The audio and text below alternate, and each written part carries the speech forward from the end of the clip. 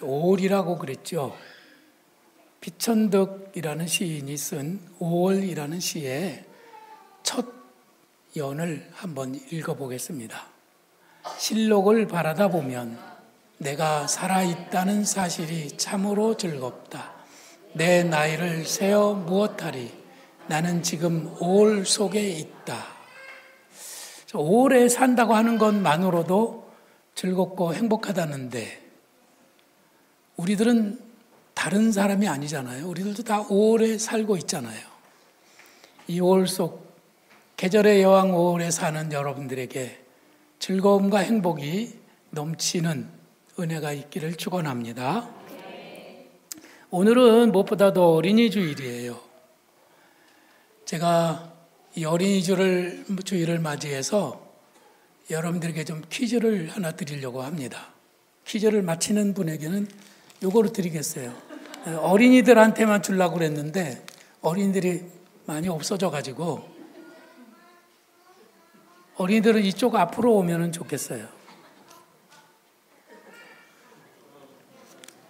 행복한 가정에서 들리는 3가지 소리가 있는데 첫째는 일하는 소리입니다.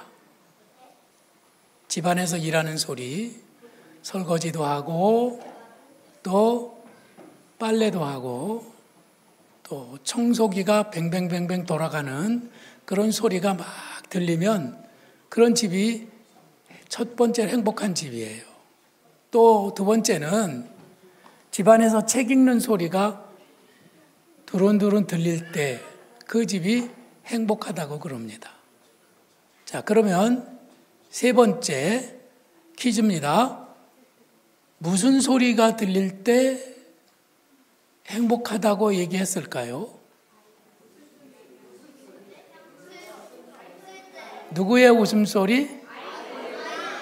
아이, 다 같이 대답하면 어떻게 해야 손을 들고 저요 해야지. 네. 아, 이게 선물이 하나가 남겠네.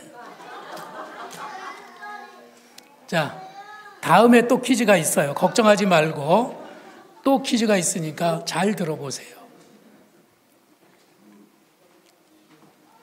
아이들을 바라보고 있으면은 참 행복합니다. 우리 아이들은 너무나도 소중한 보물들과 같아요. 그렇죠? 그래서 애들하고 같이 사는 사람들은 정말로 행복한 거죠. 아이들을 보면 새싹을 보는 것 같이 신선한 느낌이고 그리고 복술 강아지를 보는 것 같이 한없이 귀엽고 정말 예쁘기만 합니다. 그런데 이 아이들은 예쁘거나 귀엽기만 한 것이 아니라 또 소중하기까지 해요. 하나님께서 우리에게 주신 말씀 중에 자식은 여호와의 주신 기업이요 태의 열매는 그 상급이라 이렇게 말씀하셨어요. 여기에서 기업이다라고 하는 말은 무슨 뜻이냐 하면은 우리의 산업이 된다는 말이에요. 다른 말로 말하면 우리의 비즈니스다 그 말이에요. 사실은 우리들이 장사를 하고 또 우리들이 일을 해서 돈을 벌잖아요. 그 돈은 벌어서 뭐 하는 거예요? 결국은 자식을 키우려고 하는 거예요. 그래서 자식을 키우는 것이 우리의 기업이다. 우리의 비즈니스다. 이렇게 성경은 말씀하신 것입니다. 그래서 우리들은 하디 글로벌 스쿨을 세웠습니다.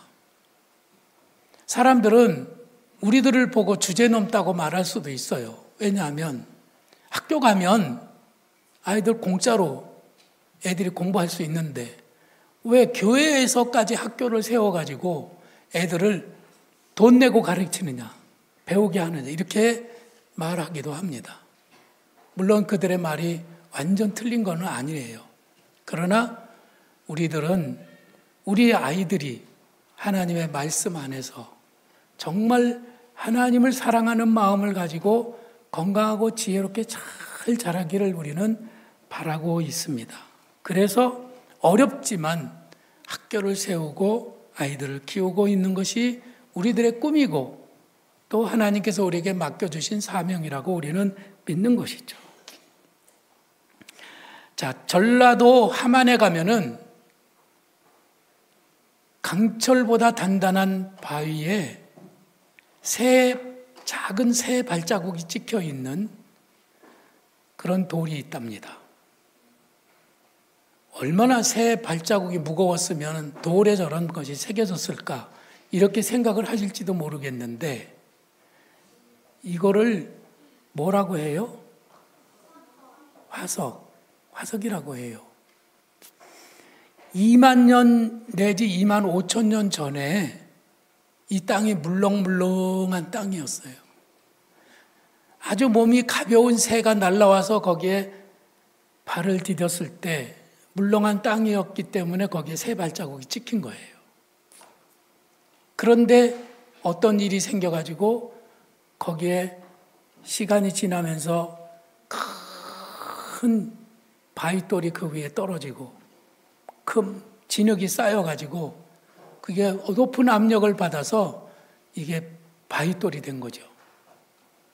그것을 화석이라고 합니다. 옛날에는 이 땅이 말랑말랑 해가지고 새 발자국도 찍힐 만큼 그렇게 부드러웠습니다.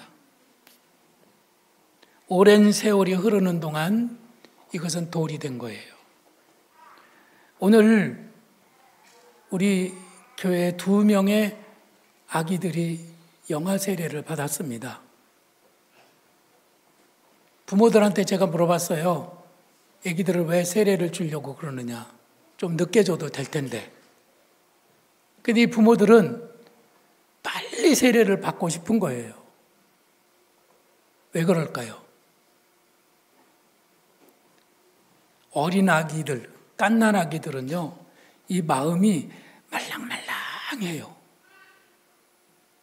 그래서 그 어린 아기들의 마음에다가 하나님의 말씀을 이렇게 새겨주면 그 말씀은 잘 새겨질 뿐만 아니라 한 번 새겨진 말씀은 늙도록 변함없이 또 그 마음을 가지고 가게 되는 거죠. 그래서 어린 아이들에게 세례를 베푸는 것입니다. 성경에서는 이렇게 말씀했어요. 마땅히 행할 길을 아이에게 가르치라. 그러면 늙어도 그것을 떠나지 아니하리라. 자, 어린 아이에게 마땅히 행할 길을 가르치라는 거예요. 어렸을 때, 어른이 되기 전에 그렇게 해야 한다는 것이죠. 왜 어렸을 때일까? 어린아이들의 마음속에 마귀가 장난질을 하기 전에 우리들은 어린아이들의 마음속에 순수하고 깨끗한 마음에 하나님의 말씀을 새겨줘야 한다고 하는 것입니다. 자, 마땅히 행할 길이란 무엇일까요? 마땅히 행할 길. 마땅히 행할 길. 자, 부모님들이 어린아이를 낳았어요. 그래서 아이가 이제 점점 커가고 있습니다. 부모님들은 이 아이들에게 뭘 가르쳐주고 싶은가요? 제일 먼저 공부를 잘했으면 좋겠다. 운동도 잘했으면 좋겠다. 또 피아노도 잘 치고 악기도 잘했으면 좋겠다. 이 아이가 밥도 잘 먹고 건강하게 자랐으면 좋겠다. 이런 소원들을 갖게 되는 것이죠. 어떤 목사님이 어느 날 교회 집사님 가정에 신방을 가셨대요. 자, 목사님이 신방을 오셨어요. 자, 여러분들은, 우리 어린이들은 목사님이 신방 오시면 여러분들은 어떻게 해요? 같이 예배 드리나요? 아니면은 옆방에 가서 노나요? 어떻게 해요? 같이 예배 드려요? 잘하는 거예요. 그런데 자, 이 목사님이 신방을 하는데 성경 찬송을 불렀어요. 예수 사랑하심을 성경에서 배웠네. 이렇게 찬송을 힘있게 막 부르는데 그 집에 딸아이가 그 방문을 확 열더니 얼굴을 확 들여밀고 이렇게 말했어요. 엄마, 내일이 나 시험이란 말이야. 그러고 소리를 지르고 문을 꽉 닫고 나간 거예요. 그러니까 그 집의 집사님이 어떻게 할 줄을 몰라 안절부절이에요. 왜 그랬을까요? 왜 그 엄마가 안절부절했을까요?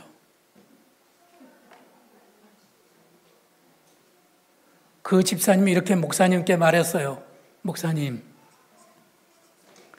찬송을 조용히 불러줄 수 없으면 안 되나요? 걔가 지금 내일이 시험인데 학교에서 1등이거든요. 그렇게 말했어요. 목사님이 예배를 마치고 그 아이가 있는 방으로 갔어요. 그래서 책상 앞에 엎드려져 있는 그 아이의 등에다가 손을 얹고 기도를 드리고 그리고 이렇게 말했어요.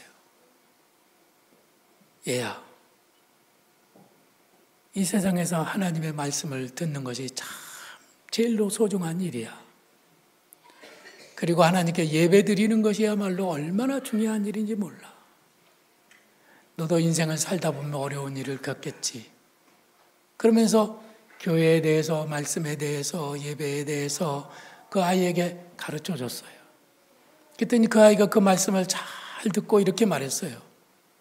목사님, 그런데 우리 엄마는 왜 이런 것을 한 번도 저에게 가르쳐 주지 않았을까요? 그리고 그 아이가 목사님에게 대답을 한 거예요. 여러분, 공부도 중요하고 또 운동도 중요하고 세상에 있는 지식을 쌓는 것도 매우 중요하지만 성경은 마땅히 행할 길을 아이에게 가르치라고 말했어요. 오늘 설교는 누구한테 하는 것 같아요? 어린이 여러분, 목사님이 누구한테 설교하는 것 같아요? 여러분들에게? 아니면 엄마 아빠에게?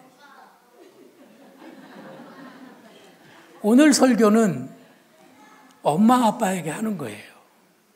근데 어린이들이 왜 이걸 들어야 되지? 마땅히 행할 길을 아이에게 가르치라. 그럼 부모들이 들어야 되는 말씀인데. 응? 잘 들었다가 엄마 아빠가 이대로 안 하면 어떻게 해야 돼? 첫째, 엄마 아빠에게 엄마, 목사님은 그렇게 말씀하시지 않았던 걸. 그리고 가르쳐 드려야 되잖아, 그지? 엄마는 저에게 이렇게 가르쳐 줘야 하는 거예요. 또 하나는 엄마에게 그렇게 했는데도 엄마 아빠가 안 들어. 그러면 어떻게 해야 돼? 목사님에게 와서 보고를 해야 돼. 목사님, 우리 엄마 아빠는요, 목사님이 가르쳐 주신 대로 안 해요. 이게 잘 저한테 얘기를 해줘야 되는 거예요. 알았죠? 그러니까 오늘 들어야 되는 거야. 잘 들어봐요. 무슨 말씀을 목사님이 하시는지 잘 들어보는 것이 중요한 거야. 자, 그러면 우리들이 정말 꼭 지켜야 할 것은 무엇일까? 이걸 우리들이 배워야 하는 것이죠. 무엇을 지켜야 하는 거예요? 마땅히 행할 길은 무엇일까요? 그래서 성경에는 십계명이라고 하는 것이 있어요. 십계명. 십계명의 계명은 몇 개죠? 10개. 그래서 십계명이에요. 10개의 계명에는 어떤 것이 있느냐면은 하나님을 섬기고 다른 신은 섬기지 말아라. 또 다른 신에게는 절하지 말아라. 우상을 만들지 말아라. 또 하나님의 이름을 망령되이 일컫지 말아라.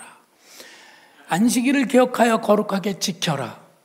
부모를 공경하라. 살인하지 말라. 간음하지 말라. 내 이웃의 것을 탐내지 말라. 이런 계명들이 10개가 쭉 나와 있어요.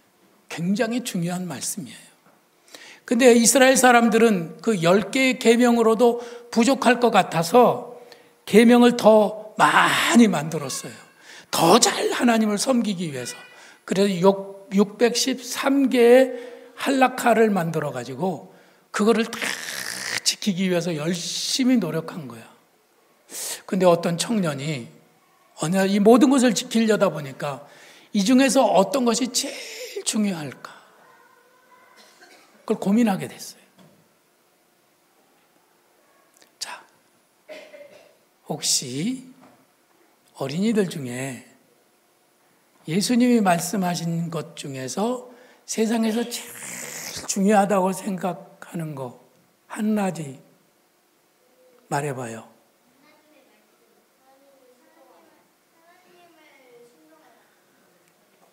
정확하게 표현하면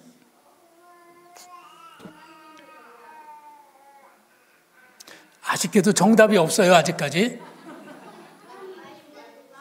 그래서 예수님이 그 젊은이에게 이제 말씀하셨어요. 뭐라고 하셨느냐면 다 같이 예수께서 이르시되 내 마음을 다하고 목숨을 다하고 뜻을 다하여 주 너희 하나님을 사랑하라 하셨으니 이것이 크고 첫째 되는 계명이에요. 크고 첫째 되는 계명은 뭐라고요? 하나님을 사랑하라. 하나님을 사랑하는데 마음을 다하고 목숨을 다하고 뜻을 다해서 하나님을 사랑하라는 거예요. 그것이 첫 번째 되는 계명이라는 거죠. 마땅히 행할 길을 아이에게 가르치라고 말씀하셨는데 이 마땅히 행할 길이라고 하는 것은 인간으로서 인간답게 살려면은 하나님을 높이고 하나님을 사랑하고 하나님을 예배하는 것이야말로 인간이 해야 될 첫 번째 계명이라고 하는 것을 예수님이 말씀하신 거예요.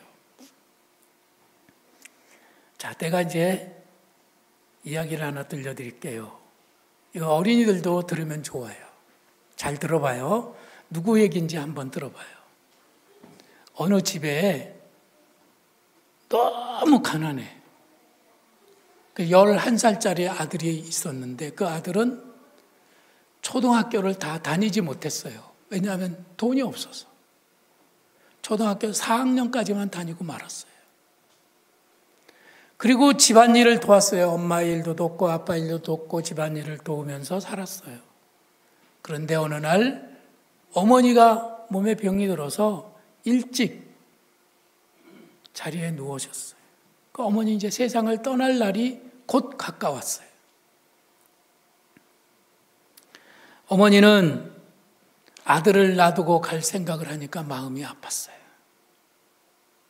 어머니는 아들에게 무엇을 말하고 무엇을 해야 될지 걱정이 됐어요. 자, 여러분들이 만일 세상을 떠난다고 하면 우리 아이들에게 무슨 말을 해주고 가겠어요? 무슨 말? 할 말이 뭐가 있겠어요? 애야, 공부 열심히 해라. 밥은 꼭 챙겨 먹어라. 또 학원에 갈 때는 지각하지 말고 놀다가도 학원 시간 되면 꼭 시간 챙겨서 가거라. 그런 말? 그건 아닌 것 같잖아. 이 어머니는 깊이 고민하고 하나님께 기도했어요. 하나님, 제가 우리 아이에게 무엇을 남겨줄까요? 그리고 어머니가 이제 돌아갈 때가 되었어요. 그래서 아이를 불러서 유언을 하는 겁니다. 자, 뭐라고 유언을 했는지 한번 보겠습니다. 아들아, 나는 너를 두고 하나님 앞으로 먼저 간다. 나는 네게 좋은 집도 좋은 땅도 많은 재산도 물려주지 못하는구나. 그러나 나는 네게 이 성경책 한 권을 유산으로 주고 간다. 너는 한평생 이 가운데 있는 말씀으로 보배를 삼고 양식을 삼아 이 교훈대로 살아나가거라. 그러면 네 길이 형통할 거다. 그러고 돌아가셨어요. 아들은 마음이 슬펐지만 엄마가 주신 작은 성경책 한 권을 손에 붙들고 날마다 성경을 읽었어요. 날마다 읽었어요. 너무 가난해서 살아가기가 너무 힘들었어요. 학교에서 배운 것도 없기 때문에 너무 힘들었어요. 그러나 성경 말씀을 읽으면서 열심히 살았어요. 자, 누구 얘기일 것 같아요? 이 사람이 미국 대통령이 됐어요. 누구게? 누구? 오바마? 오바마 아닌데.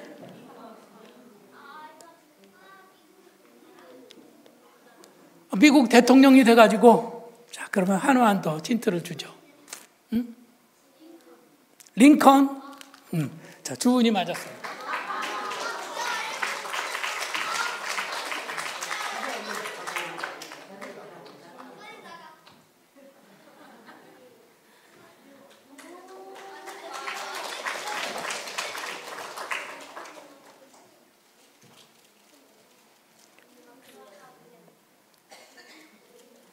저는 교회를 건축하고 또 학교를 세우는 것이 정말 힘들어요.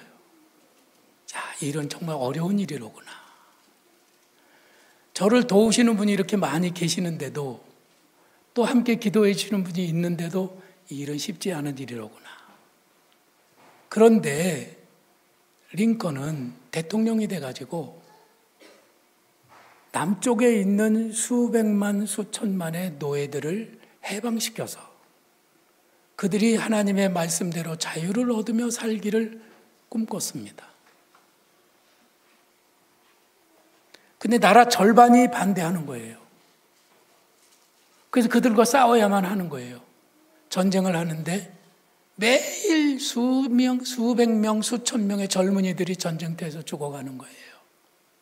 얼마나 힘들었겠어요. 너무너무 힘들었어요. 그때마다 링컨은 성경을 읽었습니다. 그 다할 수 없는 어려움을 이겨내밀 때 성경의 말씀이 그에게 힘이 됐던 거예요. 저 성경책은 미국의 워싱턴의 링컨 센터에 있는 실제로 링컨 대통령이 읽었던 작은 성경이에요. 손바닥보다 작잖아요. 근데 링컨이 이 성경책을 읽으면서 어디를 제일 많이 읽었느냐 하면은 이 시편이 있는 부분이 손때가 제일 많이 묻었답니다. 시편을 많이 읽었어요. 너무 힘드니까 시편을 읽고 위로를 받고 힘을 얻었던 것이요. 특별히 링컨이 힘을 얻었던 성경 말씀은 어디냐면은 내가 여호와께 구하매 내게 응답하시고 내 모든 두려움에서 나를 건지셨도다. 이 말씀이 그에게 힘이 되었어요. 어려울 때마다 하나님 앞에 기도하면 하나님이 자유를 구해 주시고, 그리고 하나님께서 그 모든 어려움에서 건져주신 그것을 기억하면서 그는 그 힘든 일들을 해나갔던 것이죠. 링컨이 삶 속에서 수많은 고난을 겪으면서 하나님의 말씀으로 이겨나갔던 것처럼 아마 우리들도 어려움을 겪게 되겠죠. 지금은 애들이 밝고 아무 문제가 없이 저렇게 해맑게 자라고 있지만은 이 아이들도 살아나가 보면은 어려운 일이 있을까요? 없을까요? 딸들을 보면 걱정이 돼요. 쟤네들이 신랑을 잘 만나야 될 텐데. 아들들을 보면은 또 걱정이 돼요. 쟤네들이 열심히 공부해서 좋은 직장을 가져야 될 텐데. 살아가는 게 만만치 않잖아요. 그럼 이 아이들도 어려움을 당할 거예요. 그때마다 하나님을 사랑하는 마음으로 성경책을 읽고 기도하면 하나님이 붙들어 주시고 새 힘을 주시는 것을 얻을 수만 있다면 얼마나 좋겠습니까?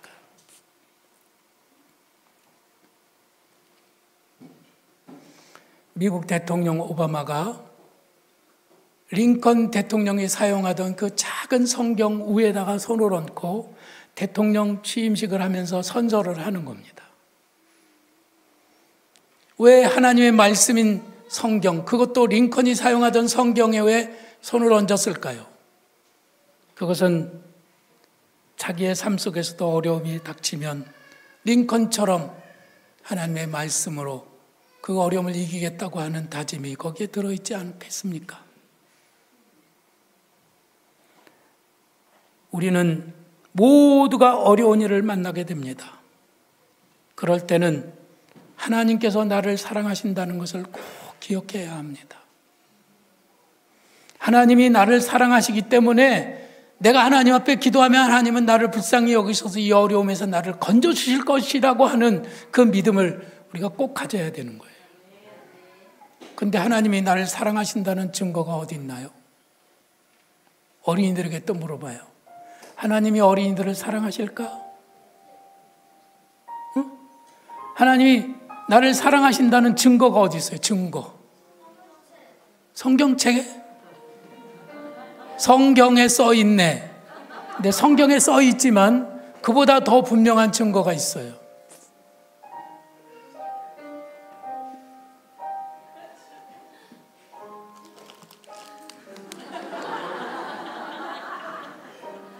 무슨 증거? 당장의 증거를 내놔봐. 하나님이 나를 사랑하신다는 증거.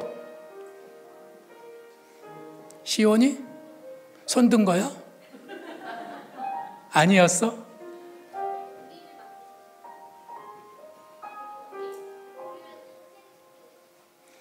아이 참, 저 십자가가 증거예요. 저 십자가를 보면 하나님이 나를 위하여 십자가에 달려 돌아가실 만큼 나를 사랑하시는, 이보다 더 분명한 증거는 없는 거예요. 그래서 우리들은 십자가를 바라보고 기도하고 십자가를 바라보고 위로를 받고 십자가를 바라보고 다시 힘을 얻는 거죠. 할렐루야. 그 은혜 속에 여러분들이 살아가는 성도들이 되시기를 바랍니다. 세상을 살아가는데 정말로 중요한 건 그렇게 많지 않아요. 마땅히 행할 일도 그렇게 많지 않아요. 제일 중요한 것은 우리들이 하나님을 사랑하고 또 하나님이 우리를 사랑하신다는 사실을 우리들이 분명히 깨닫는 것입니다. 우리가 하나님을 사랑하면 우리는 어떤 어려움도 이겨낼 수가 있어요. 또 우리가 하나님을 사랑하면 하나님께서 링컨을 사랑하셔서 그렇게 복되게 미국의 대통령으로 사용하셨듯이 우리들을 또한 사용하셔서 훌륭한 사람으로 만들어 주실 것을 믿습니다. 우리 함께 찬양하겠습니다.